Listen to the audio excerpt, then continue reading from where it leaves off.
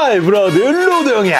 자, 오늘 저희가 해볼 이야기는 제가 한 2년 반 정도 전에 이제 유튜브를 처음 시작했는데 그 당시에 만들었던 영상이 하나 있어요. 5G 관련된 영상이었는데 물론 그때는 막 텐션도 낮았고 엄청 떨고 막 그러고 구독자도 뭐 한 100몇 명 이렇게 됐을 때 만든 영상이라서 되게 어색했죠. 하지만 그 영상을 만들기 위해서 자료 준비는 진짜 열심히 했었거든요. 자, 제가 이 이야기를 왜 하냐. 최근에 이 기사를 보신 분들도 있으시겠지만 안 보신 분들을 위해서 아주 간단하게 말씀드리면 우리나라의 5G 시대가 열리기 전에 기본적으로 주파수 대역대가 있어요. 뭐 쉽게 말씀드리면 우리가 기존에 1이라는 주파수 대역대를 사용했다면 4G는 그보다 업그레이드된 2주파수, 그 다음에 5G는 뭐 5주파수 대역대, 뭐 이렇게 좀 더 넓은 주파수 대역대를 이제 나라가 딱 가지고 있어요. 근데 그거를 통신 3사에서 이게 입찰을 통해서 SK에선 얼마를 가져가고 KT나 U+에선 또 얼마를 가져가는지 입찰을 통해서 이런 게 이제 이루어져요. 우리가 현재 사용하고 있는 3.5GHz의 대역대와 그리고 28GHz의 대역대를 각각 통신사에서 이제 배분을 받았단 말이에요. 근데 원래 통신사에서 광고하고 그냥 전 세계가 대대적으로 알고 있는 5G랑 28GHz라는 대역폭의 주파수거든요. 그러니까 차이가 굉장히 많이 나죠. 이론상으로 봤을 땐 4G에서 5G로 갔을 때 3.5GHz는 거의 2배 정도밖에 차이가 나지 않지만 28GHz 때는 20배 정도가 차이가 나요. 자, 5G의 개념은 이렇게 정리를 끝내고 좀 이제 자세하게 말씀드릴게요.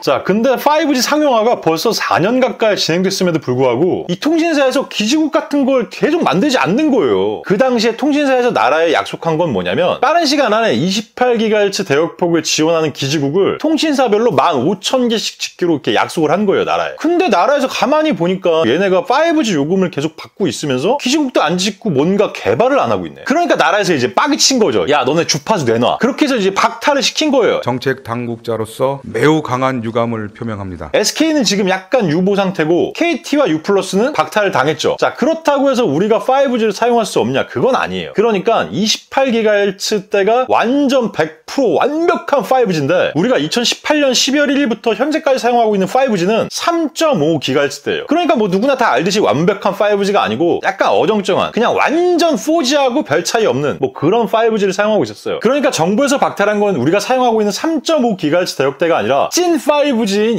28GHz 대역대를 박탈한 거예요. 자, 아까부터 막 3.5, 28, 막 찐 5G 아니다, 막 기다 이런 얘기를 자꾸 하는데 이거에 대해서 체감적으로 좀 말씀을 드리면 옛날에 3G에서 4G로 넘어가고 나서 4G에서 3G로 막 갑자기 바뀌면 사람들이 막 짜증냈단 말이에요. 그만큼 그때는 쉽게 체감을 할 수가 있었어요. 왜냐면 3G와 4G의 속도 차이가 장난 아니었거든요. 근데 우리가 지금 쓰고 있는 3.5GHz 대하고 최대 2.6GHz를 지원하고 있는 4G는 이론상으로 봤을 때는 2배 정도 빨라진 속도긴 한데 실제로 4G도 10ms에서 20ms까지 맥시멈으로 지원을 했기 때문에 그러니까 5G에서 4G로 바뀌어도 뭔가 클레임을 걸거나 이러진 않는 거예요. 그러니까 통신사에서는 뭐 고객들이 뭐 그렇게 불편해하지 않네. 그리고 어차피 새로운 폰이 나오면 자급제를 이용하는 게 아니면 그냥 5G 요금제를 무조건 가입해야 되는 상황이니까 통신사에서 완전 안이하게 대처한 거예요. 자, 그러면 통신사에서는 이걸로 인해서 얼마 정도의 이익이 생겼을까요? 언론에서 발표한 자료에 따르면 통신 3사의 영업이익이 올해 분기별 1조 2천억 정도의 영업이익이 발생했다고요. 자, 미국에는 28GHz 대역폭의 주파수를 이용하는 기지국이 꽤 많아요. 우리나라는 별로 없어요. 자, 왜냐면 이렇게 초고주파 대역대 주파수는 커버리지가 굉장히 좁아요. 그리고 또 어떤 장애물들의 영향을 받기가 진짜 쉽기 때문에 우리나라는 아까도 말씀드렸지만 산간 지역도 굉장히 많고 건물도 막 촘촘하게 들어가 있고 막 그러니까 4G 기지국을 건설하는 비용보다 훨씬 더 많은 비용이 들어가요. 더 많이, 더 촘촘하게. 그래서 우리나라가 미국보다 조금 더 늦어져요. 인터넷이 진짜 빠른 나라인데 이 5G 관련돼서는 우리나라가 되게 처지고 있는 상황이에요. 거기다가 미국의 AT&T 통신사라는 곳은 2020년 3월에 39GHz 대역폭까지 서비스를 이제 시작을 했어요. 이게 이제 나라에서 하라는 게 아니라 통신사에서 발을 벗고 나선 거죠. 왜냐면 자기들이 5G의 실권을 가져오기 위해서. 자, 근데 우리나라 통신사들은 그냥 손 놓고 있던 거예요. 고객들한테 돈 많이 받고 내가 돈 많이 벌고 있으니까 그냥 이렇게 설렁설렁 해도 되겠지 하다가 이번에 이제 정부한테 딱 찍힌 거죠. 야, 너네 이거 뭐야? 야, 박탈할 거야. 가지고 와. 뭐 통신사에서 주파수 대역대를 뺏겼다. 이런 게 중요한 게 아니라 그만큼 고객의 돈을 그동안 받아왔으면서 현상 유지만 계속 하고 있던 거예요. 그만큼 광고는 뭔가 굉장히 빠른 속도의 5G를 제공한다. 이런 식으로 광고를 하지만 현실은 그렇지 않다는 거예요. 근데 이걸 아는 고객들이 몇이나 있겠어요? 없어요. 여러분, 이거야말로 그냥 소비자를 기만하고 우롱하고 그냥 완전 이 씹새끼? 예전에 삼성전자에서 mmWave를 지원하는 단말기를 한번 만든 적이 있는 걸로 알고 있어요. 그게 이제 국감장 같은 데서 너네는 왜 5G 관련된 걸 만들지 않아? 라고 얘기하니까 하니까 만들겠습니다 뭐 이래가지고 이제 만든 걸로 알고 있어요.